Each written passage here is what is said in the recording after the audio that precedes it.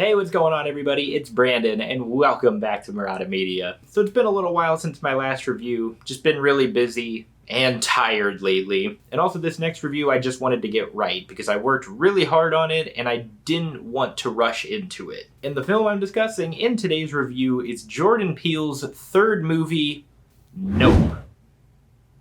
I know I'm a little bit late on this one because this movie's been out for a little over a week now, but like I said, I just wanted to take my time with it. Nope tells the story of the Hawthorne family who live on a lonely ranch in California. Their family is known for training horses for Hollywood productions, and the character OJ, played by Daniel Kaluuya, notices what he believes to be a UFO circling the ranch. So he and his sister Emerald, played by Keke Palmer, work together to capture footage of this UFO. Now, like most people, I'm a big fan of Jordan Peele and his previous two movies, Get Out and Us. Get Out is one of the best horror thriller movies of the last 10 years, without a doubt. And Us was a very solid follow-up, although I do not think it was as good as Get Out. And fun fact, my first ever YouTube review was on Us. So if you want to go back and check that out, then be my guest. I'll probably never watch that review again because I think my quality has gone up so much since then. So I had very high hopes for Nope.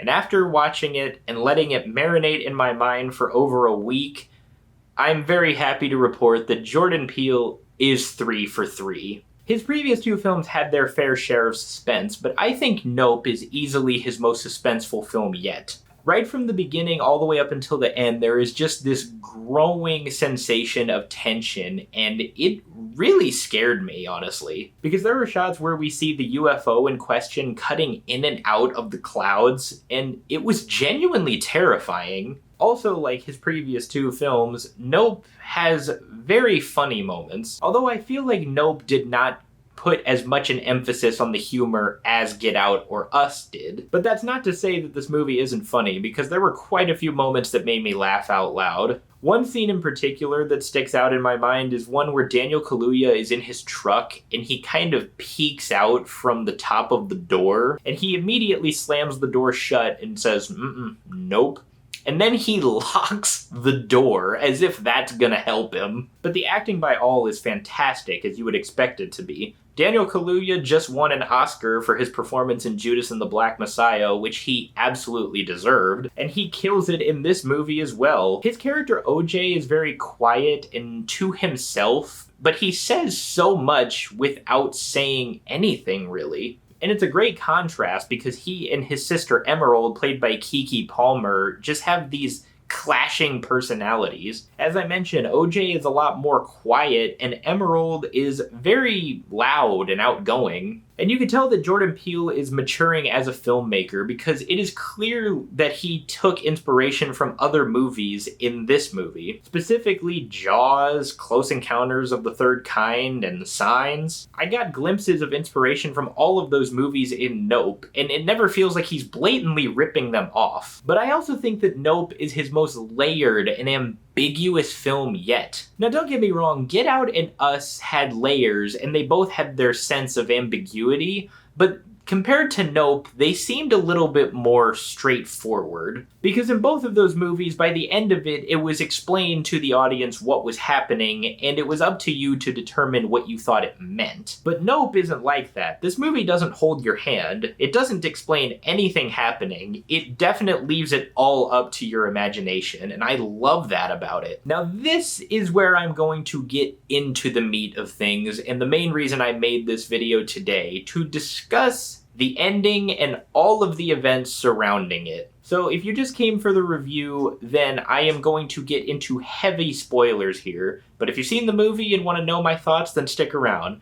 But if you don't want spoilers, then skip to this part of the video. So Nope is not your average alien invasion UFO sort of movie. This movie is very layered, as I mentioned. So what I believe to be the overall message of it is that this movie is a commentary on Hollywood, or the entire entertainment industry, and how the media that we consume affects our judgment and thinking. So I'm going to go over certain plot points as quickly and clearly as I can to fully illustrate my point. So right at the beginning of the movie, we meet the Hawthorne's father, played by Keith David. And he and OJ are outside talking, and they begin to hear screaming, but the screaming sounds like it's coming off in the distance, and they can't really tell where it's coming from. Then debris begins to fall out of the sky, resulting in the death of their father. And we get close-ups of it. The debris that's falling appears to be keys and coins. And as a result of their father's death, OJ is left in charge of taking over the family business. But along with the Hawthorns, we meet another character named Ricky Jupe Park, played by Stephen Yeun. And Jupe is a former child star who has built this Western-themed amusement park called Jupiter's Claim.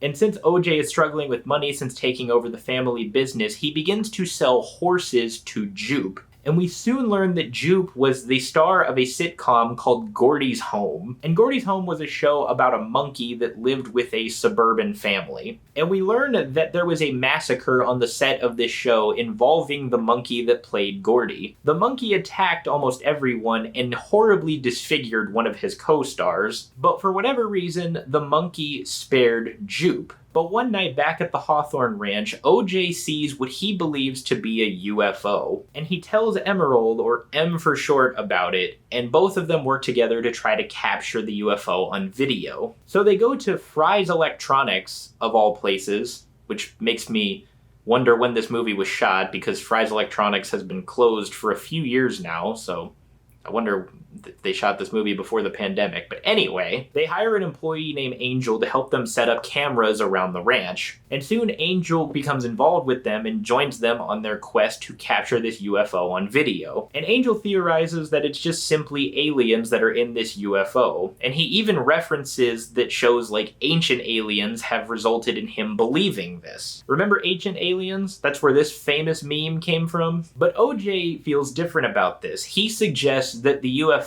might not be a ship at all. But at the same time, it's also revealed that Jupe is aware of the UFO's existence. And he's been sacrificing the horses that OJ has been selling him to the UFO, believing that he can tame it. But there's a scene where Jupe is about to sacrifice a horse to the UFO, and he has an audience in front of him. And when the UFO appears, it results in the death of Jupe, his wife, and everybody in attendance. And we see pretty graphic images of the people in attendance being eaten alive by this UFO, confirming that OJ's suspicions that it might not be a ship at all were correct. So what we learn from all of this is that Jupe was monetizing the tragedy of Gordy's home for his own personal gain. He has all this memorabilia of the show, and he even admits that people offered him thousands of dollars to stay the night in this room that contains all of the memorabilia from the show. And the encounter with Gordy sparing him made him feel that he could tame a beast, which resulted in his death. So his ego became so inflated that he felt invincible.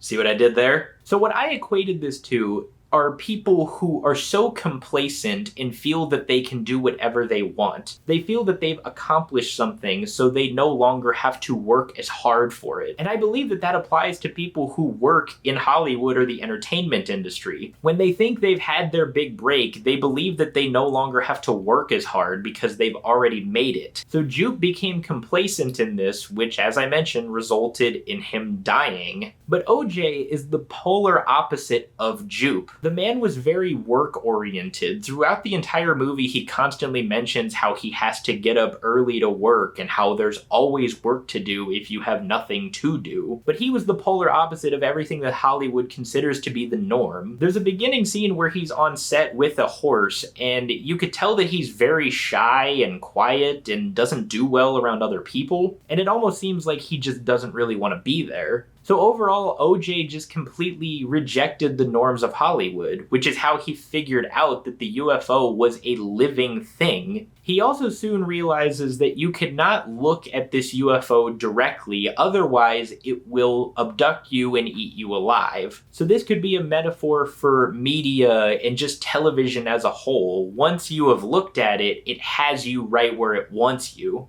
Now I will go over the events of Nope's ending. So OJM and Angel hire a man named Antlers, who is a cinematographer who they met at the shoot I just mentioned that OJ was working on before. And Antlers is kind of an obsessive dude because he's very hell-bent on getting one perfect shot. So they hire him to help capture footage of the UFO.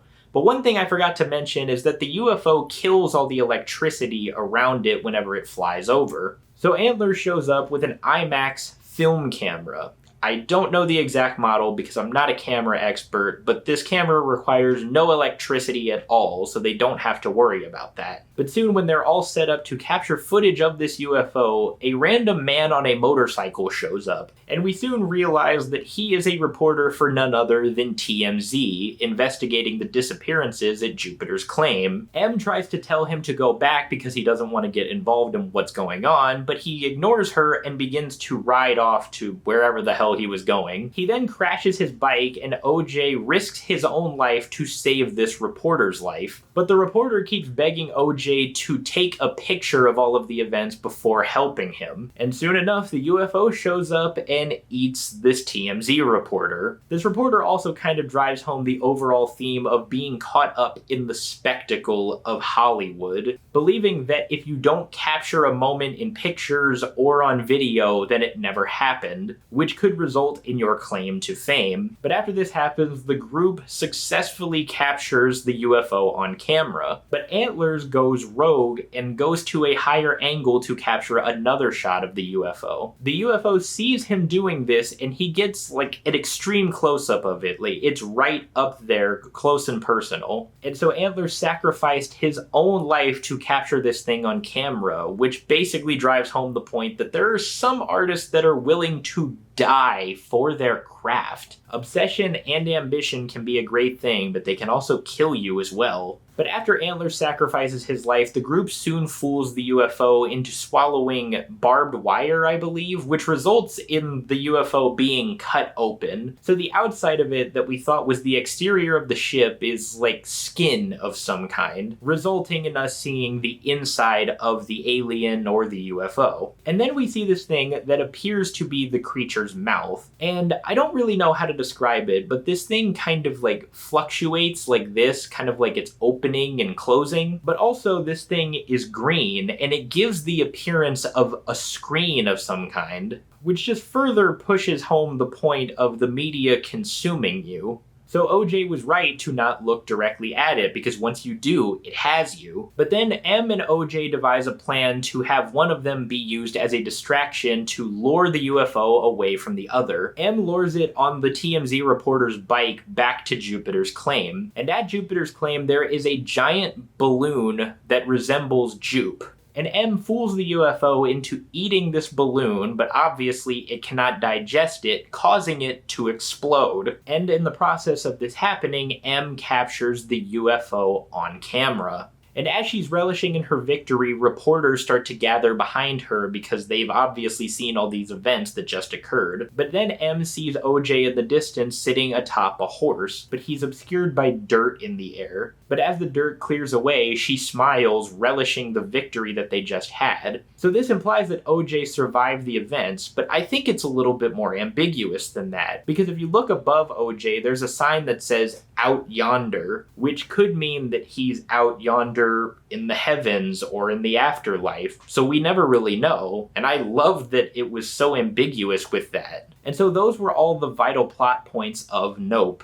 And that's why I believe that this movie is just an overall commentary on Hollywood and how the industry as a whole can eat you alive and spit out all the things that are useless to it, such as keys and coins. And another overall theme of the movie, I feel, is just respecting those who work for you or with you. Because in a way, OJ respected the UFO by not looking directly at it, which is why he ended up surviving, possibly. But Jupe and all the people around him ended up dying as a result of it because Jupe did not respect this beast, believing that that he could tame it. And this movie is just an overall love letter to the unnoticed crew who work on films, like the Hawthorns, people who train horses, because it's pretty clear throughout the entire movie that they were once a mainstay of Hollywood, but Hollywood has just thrown them off to the side because they felt that they were obsolete and they didn't really need them anymore. And there's even a scene at the end where Daniel Kaluuya has a hoodie on that says crew on the back of it. But that was what I believe this movie to be saying, and I think it accomplished it because Nope fucking kicked ass, man. I loved this movie the more I thought about it. The more I just sat back and processed what I had just watched, it became that much more great. Not all of the jokes landed, and there were some points where the visual effects were not as good as I feel they could have been. But Nope is an incredible movie, and Jordan Peele knocked it out of the park with this one. I don't think this is his best movie, however. I would put it second. I did not like it as much as Get Out, but I did like it more than Us. But all three of those movies are fantastic. I cannot wait to see what Jordan Peele does next. Nope is a spectacle that I truly believe you cannot miss. And overall, I would give Nope a 9 out of 10. Hey everybody, thank you so much for watching my review of Nope. If you guys saw this movie, let me know what you thought about it. Did you love it? Did you hate it? Did you think it was better than Get Out and Us? Or did you think it was worse? If you guys like this review and Ending Explained, be sure to hit that thumbs up and do not forget to subscribe. If you want to see my previous reviews, I will link those right over here. Other than that, I hope you all have a tremendous rest of your day, and I will see you all next time.